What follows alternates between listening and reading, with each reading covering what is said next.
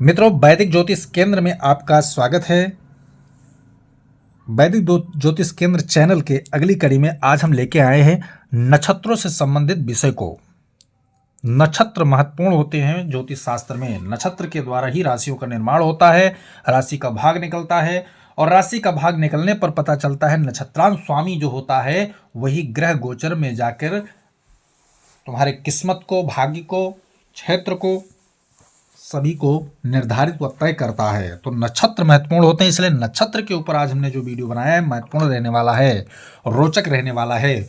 महत्वपूर्ण सूत्रों को आज हम तुम्हारे साथ जो है शेयर करने वाले हैं, उसको देखें, समझें और विचार करें। तो यहाँ आप देखेंगे विषय को हमारा देखेंगे तो जन्म नक्षत्रों की संज्ञा का प्रभाव, यानी जिस नक्षत्र में आपका जन्म हुआ है उस नक्षत्र का तुम्हारे ऊपर किस प्रकार प्रभाव पड़ रहा है उस पर हम डिटेल से चर्चा करेंगे। कोई भी नक्षत्र हो, 27 और अभिजित को लेकर 28 नक्षत्र यानी 27 की गणना हम टोटल मानते हैं, उनमें से किसी न किसी नक्षत्र में किसी जातक जातिकाओं का जन्म अवश्य हुआ होगा। तो उन नक्षत्र का क्या प्रभाव उसके जीवन पर पड़ रहा है और कैसा पड़ेगा। जिन लोगों का आयु भी कम है वो आगे देख सकते हैं, जिन लोगों का आयु ज़्यादा हो चुका है तो वो झेल चुके हैं तो उनको अनुभव प्राप्त होगा। इसलिए आगे आने वाले चीज़ों में या अपने से जो छोटे उनके नक्षत्र की शांति भी करवा सकते हैं अगर कोई खराब प्रभाव आ रहा है तो। अगर अच्छा प्रभाव आ रहा है तो उसको और बलवर्धक बनाने का तरीका भी मैं साथ साथ बताऊंगा। तो चलिए स्टार्ट करते हैं वीडियो। तो यहां देखेंगे पहला जो गुण हमने सूत्र लिया है वो ध्रुव स्थिर की बात करेंगे। कौन से नक्षत्र में व्यक्ति और जातक का जन्म हुआ जो उसके अंदर ये गुण पैदा होगा। ये गुण क्या है? ध्रुव स्थिर का गुण होता है व्यक्ति एक जगह पर रहने वाला, अटल विश्वास रखने वाला, अटल एकांकी सिद्धि रखने वाला, सिद्धांतवादी होना। ये सारा गुण जो ध्रुव स्थिर में आता है। ध्रुव तारा की बात मानते हो ना, वो स्थिर रहता है, कहीं नहीं चलता है, लेकिन वहीं से सब कुछ करता है वो। सप्तऋषियों का अगर कहीं केंद्र है वो ध्रुव तारा होता है, यानी सप्तऋषि मत्था कहाँ टेकते हैं? ध्रुव के पास जाकर टेकते हैं। तो कितना महत्वपूर्ण स्थिति है, सूत्र है। तो यहाँ पर आप जब देखेंगे तो तीनों उत्तरा जो होता है, उत्तरा फाल्गुनी, उत्तरा जो होता है, तीनों उत्तरा नक्षत्र जो है, उत्तराषाढ़ा, उत्तरा भाद्रपद, तीनों नक्षत्रों को में जब किसी का जन्म हुआ होगा तो उनके अंदर जो गुण आवेगा वो ध्रुव स्थिर का गुण आवेगा। और रविवार के दिन अगर इन तीनों नक्षत्रों का योग है तो वो 100% जो है ध्रुव स्थिर के गुण में आ जाते हैं। रोहिणी नक्षत्र में भी जन्म वाले इस गुण के अंतर्गत आते हैं। या मोटे तौर पर यह समझिए कि इन नक्षत्रों में चाहे जन्म हो, चाहे रविवार के दिन इन नक्षत्रों का संग्रह हो, उसमें अगर किसी का जन्म हो तो ध्रुव महाराज की कृपा उसके ऊपर बनेगी। फल का आगे हम पूरी तरह डिटेल से चर्चा करेंगे। पहले हम नक्षत्रों की गणना निकाल लेते हैं। फिर दूसरा सूत्र जो है चल और चर, इसका आप तो समझ गए होंगे कि स्थिर न रहने वाला, जो चलायमान हो। ठीक है। इनमें जो नक्षत्र आते हैं वो स्वाति आता है, श्रवण आता है, पुनर्वसु आता है, सद्भिषा आता है, धनिष्ठा आता है और सोमवार दिन आता है। मान लिया जाए इन जो नक्षत्र यहाँ हमने लिख रखे हैं इनमें किसी जातक जातिका का जन्म हुआ है तो उसके अंदर जो गुण आएगा वो ये आएगा। वो एक जगह पर रोक नहीं पाएगा, टिक के काम नहीं कर पाएगा, उसका मन जो होगा चंचल प्रवृत्ति का होगा। और दूसरा क्या है कि जल तत्व से ऐसे लोग प्रभावित होते हैं, स्त्री तत्व से ऐसे लोग प्रभावित होते हैं, चाहे जातिका हो चाहे जातक। स्त्रियों से लाभ उसको कहीं ना कहीं जीवन में मिलता है। सौंदर्यता इसके अंदर कूट कूट के भरी होती है। इन नक्षत्रों में जातक जब जन्म लेता है तो उसके अंदर सौंदर्य अच्छा रहता है, मातृत्व शक्ति उसका लाभ उसको प्राप्त होता है, क्योंकि स्त्री जातक से संबंधित सारे नक्षत्र हैं। अब सोमवार के दिन जन्म हो, उनमें से कोई नक्षत्र आए तो वो कहते हैं भाग्य बना देता है, भाग्यशाली हो जाते हैं ऐसे जातक। हम तीसरे सूत्र की बात करें तो उग्र और क्रूर, जब इन तीनों नक्षत्रों में यानी तीनों पूर्वा, पूर्वा फाल्गुनी, पूर्वा साढ़ा, पूर्वा भाद्रपद, तीनों पूर्वा की बात करें, भरणी, मघा और मंगलवार दिन की बात करें, जब इनमें कोई ग्रह जातक जो है इन नक्षत्रों में या इन मंगलवार के दिन नक्षत्रों में अगर संयोग बन के जन्म लेता है तो उसकी प्रवृत्ति क्या होगा? वो हिंसात्मक तरीका होगा, उसका थोड़ा क्रोधी होगा, उग्र होगा, उद्दंड स्वभाव का होगा, क्योंकि इनका सबका स्वामी कहीं ना कहीं मंगल ग्रह बनता है। मंगल की प्रवृत्ति उसके अंदर रहेगी, लेकिन इसका मतलब ये नहीं है कि वो बेकार हो जाएगा। बेकार नहीं है। ऐसे लोग सैनिक, सुरक्षा, वीरता, पहलवान, खिलाड़ी यानी बलवर्धक जितने कार्य होते हैं उनको करने में दक्ष होते हैं ऐसे लोग। फल की और हम डिटेल से आगे चर्चा करेंगे। अगले सूत्र पर चलते हैं तो मिश्र साधारण, मिश्रित बोल दीजिए, और साधारण। तो जिन लोगों का, जिन जातक जातिकाओं का जन्म जो है विशाखा, कृतिका और बुधवार के दिन हुआ है, उनके अंदर जो स्वभाव होगा वो मिश्रित स्वभाव होगा। साधारण सरल चित्त वाले ऐसे लोग होते हैं। उनके अंदर, हृदय के अंदर कपट नहीं होता है, द्वेष नहीं होता है, पाखंड नहीं होता है। जो जैसा है वैसा प्रस्तुत कर देते हैं और इंटेलिजेंट्स होते हैं। पारखी नजर रखने वाले ऐसे जातक होते हैं जिन जातकों का विशाखा, कृतिका और बुधवार के दिन, जैसे मान लिया बुधवार को जन्म है और ये नक्षत्र आ जाए तब तो क्या है, भाग्यशाली बना देंगे। ये योग जो है भाग्यशाली हो जाएगा, वो लगभग बुध के क्षेत्र के सभी फल उसको मिल जाएगा। परंतु ना भी बुधवार हो लेकिन इन नक्षत्रों में जन्म हुआ है तो ये गुण उसके अंदर रहेंगे ही रहेंगे।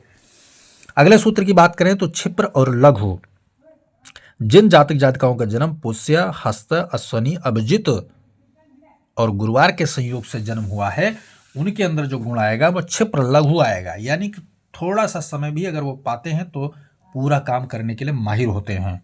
यानी क्षिप्र का अर्थ होता है क्लियर, एकदम स्वच्छ और पवित्र। लघु थोड़े समय में बहुत क्लियर काम करने को ऐसे लोग दक्ष होते हैं। कौन होता है ऐसा दक्ष? ज्ञानी लोग होते हैं, ध्यानी लोग होते हैं। ऋषि महर्षियों का जन्म लगभग इन्हीं नक्षत्रों में होता है, तो उनके अंदर ये गुण आएगा और धन संपन्न जीवन जीने का काम भी करेंगे ऐसे लोग।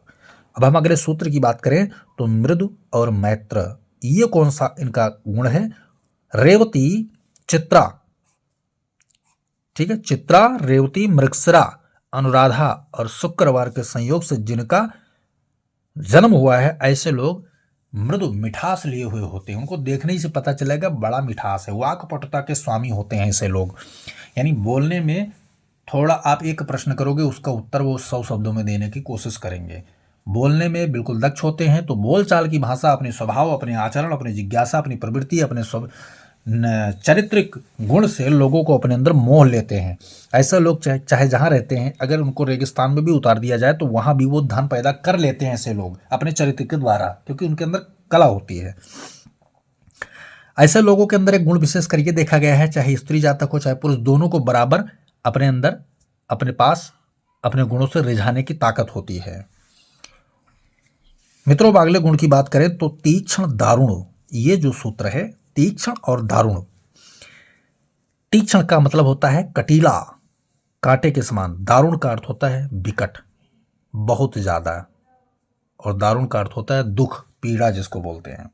तो कौन से मूल नक्षत्र में जिनका जन्म हुआ है, आर्द्रा नक्षत्र में जिनका जन्म हुआ है, श्लेखा, ज्येष्ठा और शनिवार के दिन जिनका जन्म हुआ है, या इनसे संबंधित वारों में इनका जन्म हुआ है, तो जैसे शनिवार और नक्षत्रों में जन्म ले लिया व्यक्ति तो वो तो क्या होगा, शनि उसको भाग्य विधाता बन जाएगा। शनि यहाँ शुक्र ग्रह बना था, यहाँ गुरु ग्रह बना था, या बुध ग्रह या मंगल ग्रह, अगर इनका संबंध बनता है। लेकिन अगर संबंध नहीं स्थापित हुआ तो इन नक्षत्रों में उत्पन्न होने वाला जातक क्या होगा? कटीला स्वभाव का होगा, छल कपट करने वाला होगा, लड़ाकू होगा, कलेश करने वाला होगा, दारुण दुख देने वाला होगा, दुख झेलने वाला भी होगा। तो ऐसे जो है नक्षत्र की शांति जो है जन्म के टाइम पे करवा लेनी चाहिए, क्योंकि ये दुख पीड़ा वाले नक्षत्र माने जाते हैं। अब हम बात कर लेते हैं फल की। क्या है फल? जो हमने सूत्र लिखे हैं उनका फल क्या है? तो आप यहाँ पहले से देखेंगे, यह नंबर 1, 2, 3, 4, 5, 6, 7, तो हमने यहाँ अंक पे आप देखेंगे, आप उसका फल मिलाते चले जाएंगे। तो पहले नंबर वाला जो हमने लिखा था वो होता है शांत। ऐसे लोग शांत वातावरण के, उनके अंदर जो गुण होता है वो शांति वाला होता है। दूसरा चलायमान उनके अंदर गुण होता है। और तीसरा क्रोधी। चतुर्थ, ये जो तो चौथे स्थान वाला सूत्र है वहां पर मिलनसार। पांचवें स्थान वाला छोटापन। अब इनका अर्थ भी समझाते अगर चलो तो शांत, यानी कि हमेशा वो शांति का मार्ग चुनने में काम करेंगे। दूसरा चलते रहना उनको पसंद है, घुमक्कड़ी जिज्ञासा वाले ऐसे लोग होते हैं। ये क्रोधी प्रवृत्ति के होते हैं। और ये मिलनसार प्रवृत्ति, लोगों को जोड़ने का काम करते हैं। ये क्रोध से काम बिगाड़ने का काम करेंगे। छोटापन, किसी के आगे घमंड नहीं दिखाएंगे ये। और जो छठा वाला है वो मीठा सरल स्वभाव के ऐसे लोग होते हैं। और सातवां, जो अभी मैंने तीक्ष्ण और दारुण की बात की थी, वो ये है दुखद कष्टकारी रहेगा। तो मित्रों, आपको समझ में आ गया होगा पूरी तरह कि कि जन्म नक्षत्रों की संज्ञा जब हमने निकाला तो आपका किस नक्षत्र में जन्म हुआ है और अपने चरित्र को यहाँ पर मिलाकर देख सकते हैं। या यूँ मान लीजिए किसी के घर में नया बालक का जन्म हुआ है, बालिका का जन्म हुआ है, हम उसके गुण और चरित्र को जानना चाहते हैं तो जिस नक्षत्र में उसका जन्म हुआ है यहाँ पर आप मैच करके वो चीज़ें देख सकते हैं। अगर उनका खराब आ रहा है तो उस नक्षत्र के स्वामी की शांति अवश्य करवा दें। हर नक्षत्र के देवता होते हैं, हर नक्षत्र के ग्रह होते हैं, दोनों की शांति करवा देने से वो गुण जो उसके अंदर खराब बैठ गया है वो गुण उसका नक्षत्र के द्वारा शांत हो जाएगा और आगे चलकर लाभकारी हो जाएगा। मित्रों, वीडियो पसंद आए तो लाइक कीजिए, शेयर कीजिए, सब्सक्राइब कीजिए, बेल आइकन का बटन जरूर दबाएं ताकि हमारा नया लेटेस्ट वीडियो आप तक जरूर पहुंचे। जय सिया राम।